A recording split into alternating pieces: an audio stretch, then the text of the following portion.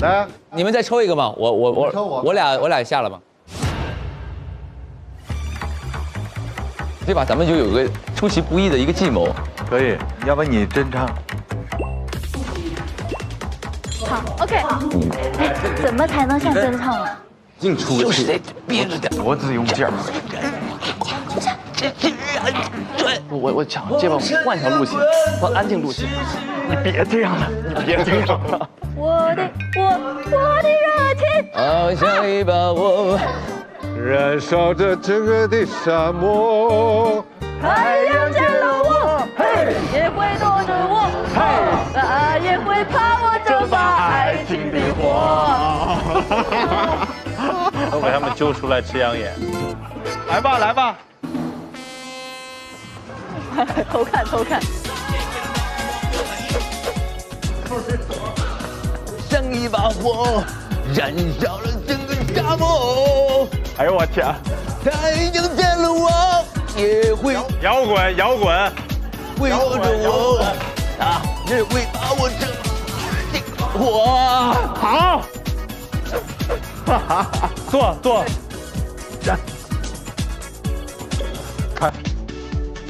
青春的花朵，我在风中唱，整个青春火。我觉得他有点颜值啊。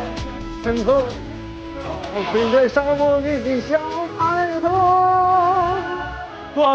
坐。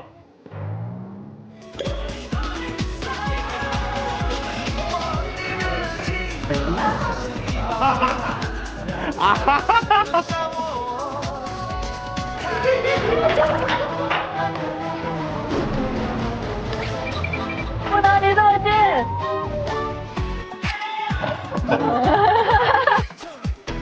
好，知道了，下一个。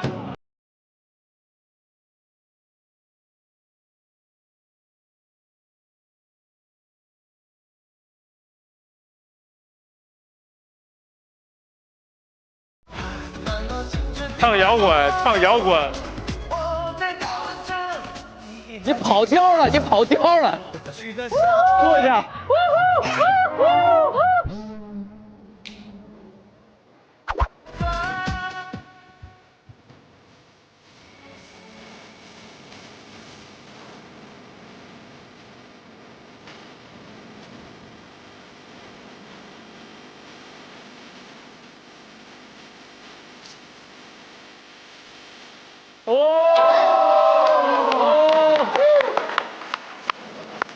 哎，金旭，我是觉得好看，一直看。在猜歌，你知道吗？你别看，不是觉得好看就一直看。OK， 累坏了。哎呦我天！咱俩一起。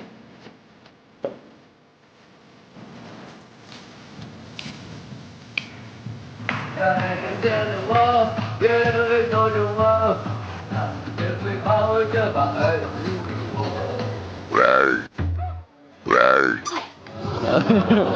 你俩坐。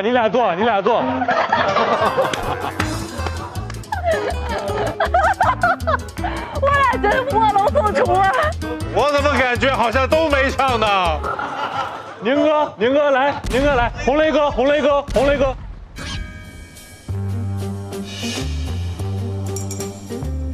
你是在看表演吗？没到。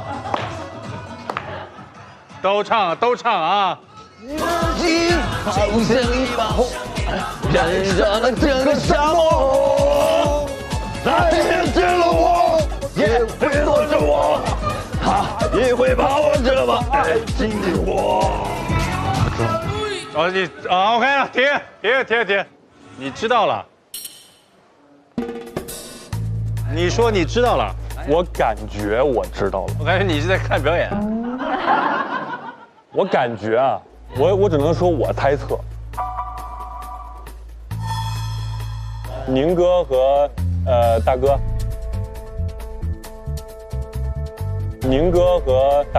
淘汰。来吧，听你的，听我的，确实没猜出来。俊哥和弟弟。高潮部分来。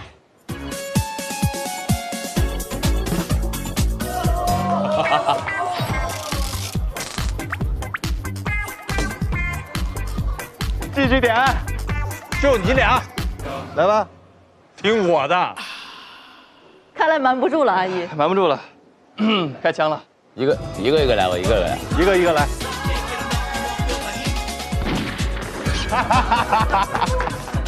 下一位。肯定不是他，我知道不是他。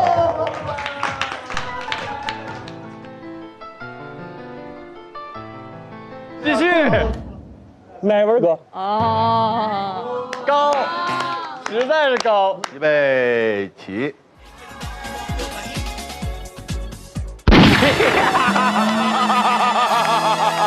还有一个猜对的。突然显得上一组非常的睿智。完美的错过了所有的正确答案。陈曦是非常自信，我知道了，我知道了。我感觉我知道。你俩做，你俩做。我通常玩这种游戏没有输的这么彻底，从未输的这么彻底。大哥，二弟，拖累你了。没事，咱们给养眼组合给我上来，给我上来。我俩吃眼补眼，给我们来2串。哦，可以，没问题，我没问题。哎，这烤的还挺干哈。尝一个，尝一个，赔一个，赔一个。你赔吧。我尝一串吧，来。这真不错，太好吃了。就还好，没有什么奇怪的味道，有点像板筋的那个感觉。没有你炖的那个好吃。各位吃完了美味的养眼珠子之后，我们现在将前往西安博物院参观游览。西安博物院是国家一级博物馆，馆内收藏了西安各个历史时期的文物。截至2022年末，西安博物院藏品有113977件，其中珍贵文物11612件。为了丰富展览内容，演绎古都历史，博物院运用当代电子科技技术影像，让观众最真实地触摸西安的文化脉搏。现在我们出发吧 ，Let's go！ 我们将在西安博物院开启一场穿越千年之旅，抵达永宁门古城墙，共同聆听盛世长安。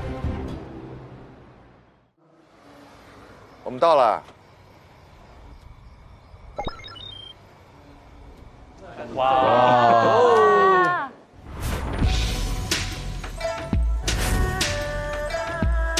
Hello， 欢迎你们！好了，先给大家做个自我介绍，我是西安博物院的007号讲解员，我叫李乾兴。哦，眼镜哥哥就是您。是我。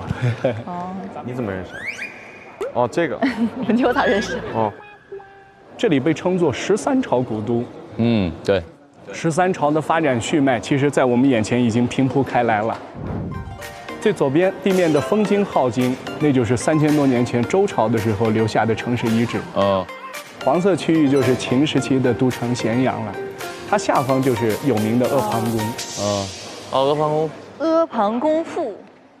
说是阿房宫赋里描述了项羽把这宫殿烧了个片甲不留，但是考古学家可是可以去伪存真的。2003年，考古研究院的相关的专业学者对阿房宫考古发掘完，可以明确一点的是，没有找到大面积的火烧痕迹，找到了阿房宫3堵墙，没有发现南墙，唯一的可能没有修完，这是个烂尾工程。哦，甩锅甩到那个项羽身上了。这个我们在课本当中学到的就是有反差的。那什么原因使得阿房宫烂尾的？专家们也在一直研究。杜牧是唐朝人。他隔了这么长的时间再写的文章，所以这里面值得我们推敲的东西就有点多了。所以这也是我们走进博物馆的意义。今天我们面前的所有的历代文物，它可都是这个时代讲真话的使者。所以我们通过今天的了解，其实你可以了解到一个真真正正准确的朝代历史变迁。接下来呢，会给大家专题介绍这个雄伟的盛世长安。哇，这就是雄伟的唐长安。这个沙盘呢是根据考古发掘报告还有史料文献的记载，缩小1500倍之后做的。有100多万人口都居住在这儿，那怎么能管理好它呢？当时设计师宇文恺其实很有脑筋，东西南北一共是25条街道，把这城市划分成井井有条的100多个方。你说欧洲不是一格一格？是，你看咱们也是。咱们看到这个方就是西安很有名的永兴坊，咱们小雁塔所在的叫安仁坊，大雁塔所在的叫晋昌坊。这么多的坊，到后来还留下了没有？其实904年的一把大火，朱温胁迫唐昭宗把都城迁至洛阳，放火全部都烧掉了。今天保留下来的大小雁塔其实是非常庆幸的，所以他们在2014年作为丝绸之路的文化遗产点入选了世界遗产名录。唐朝其实除了这些我们听起来很严肃的事情以外，还有很多很好玩的事情。1000多年前的唐朝人还可以吃上冰激凌、火锅，还可以吃着烧烤、生鱼片。哎呦，在3000年前，咱们本土就有一种美食叫芥酱鱼块，芥酱是芥末，鱼块就是生切的鱼肉片。刺身。其实是跟咱们学的。对，这就是文化互鉴的过程当中，有一些被我们给淘汰掉了，但是有一些曾经很崇拜我们的国家，觉得很好很棒，他们就保留了下来。中轴线，这是跟咱们有关系的。咱们现在就在这街上站着。我们在哪儿？在哪儿？小雁塔在这里啊，我们博物馆在这儿啊。哎呦，正中间哎。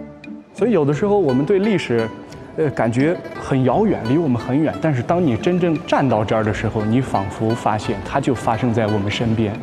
说不定您在这儿的每一个脚印，跟李白、杜甫、贺知章、王维、孟浩然重合了。哇！大唐长安是一个我们永远回不到，但是也永远忘不了的城市。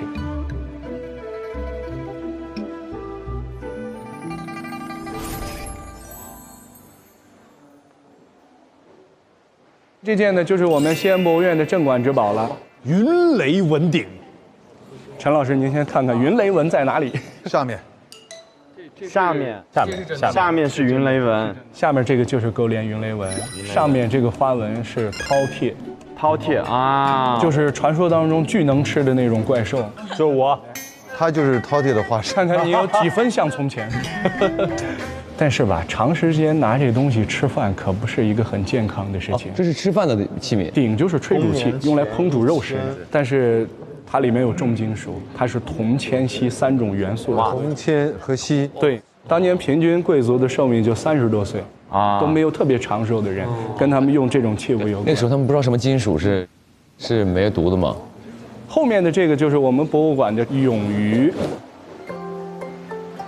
之所以能成为镇馆之宝，是因为里面有字，内底部有123个字。你们身高都比较高，你们可以看到，我看不到。我也看不到。没有啊，在最中间。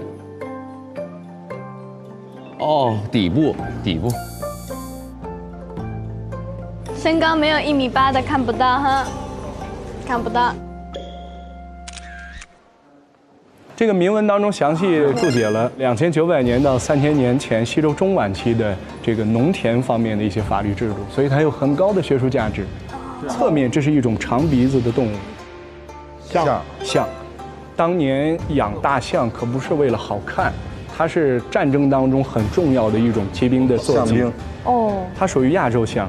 后来随着气温的变化，大象逐渐向南迁徙，现在在内陆已经很少能见到了。所以以前大概到宋代时候吧，这儿已经没有象了。就想他们曾经生活在这儿的场景，有一个词叫想象，想象这个词就与它有关联。想大象。想大象。勾连云纹玉杯，哇，好漂亮这个。秦代玉杯，它是和田玉，是我们中国的国玉，有点火烧云的那种感觉。这个叫庆色。这边还有乐器，编钟，这边都是镜子。哇，这超级美这个。下面是女丽俑，后面是簪花仕女图。这被戏称是400多年前的泡泡玛特。其实它是为了陪伴自己死后的世界。所以他生前拥有了什么样一个部队形制，死后就缩小做了一会。在你们来之前啊，我就听说陈赫老师喜欢喝酒。贺哥，你喜欢喝酒都传到博物馆了。但你别勾我啊！你跟我说就给我喝一口。这么大一壶啊！一罐子26公斤重的西汉美酒。哦，来一口。现在想讨上一杯可不容易，现在是液体国宝，在我们的库房里恒温保存。哦，我们这儿呢还有2件肌肉男。这不你俩吗？这不。真是。这个是隋代的黄釉武士俑。手里其实以前拿着长杆的木质礼器或者兵器，早都已经碳化了，所以就比较搞怪妖娆一些。这儿有我们馆的一个小可爱，网友把它叫略略略。哎呀，好可爱，这也挺可爱的，这是个啥？哦，还真是略略略，吐个舌头是吧？它是以野猪为原型设计出来的一种真木兽，这些全部都是真木兽。真木兽，但是它是什么物种？就是也没有想象出来，它就是结合了像蛇、鸡、狗、狮子好多动物的特征，就找一些动物合在一起震慑别人。后面这件呢，就是我们西安博物院的镇馆之宝了，3彩腾空马。这个好漂亮，这个国内目前像这种4蹄腾空造型的3彩马是极其罕见的，可以说是目前独一无二的一件藏品。很美。看它的发型是头发中分，扎于脑后。为什么这个颜色能保存这么久？因为唐3彩要烧2次。第一次是素烧，然后上一层釉要再烧一遍。这个釉呢加固有铅的熔点低，烧完了会向下流，所以有流动的这个迹象。那它这个流动还挺像那个鬃毛的那个。是的。有学者表示，它还原的可能是汗血宝马出汗的这个状态。对。所以故意在马的脖颈处就多上了一些釉。还真是。世界上没有2件一模一样的唐3彩。这是我们今天看的最后一个部分了，书画。下面这个是辋川图。画的就是蓝田辋川，因为是青绿山水画派绘制，号称是陕西版的《千里江山图》。其实时间，不知不觉的已经走到清朝了。咱们刚刚是从周朝开始看的，每个时代都有不一样的故事在悄悄书写历史。咱们录制讲到的这几件文物，都是最具有13朝历史代表的东西。因为西安博物院的展览就是围绕古都西安13朝的城市变迁史介绍的。那西安博物院呢，虽然不是一个特别大的展馆，但是在这一方小天地里容纳的是3000年的文明变迁。历史这个英文单词 history， 它可以分成2个部分 ，hi story， 你好，故事。好了，今天我的故事就讲完了，谢谢大家。谢谢，辛苦了老师，谢谢叶老师哥。谢谢，也欢迎你们以后常来长安。好，谢谢，来长安。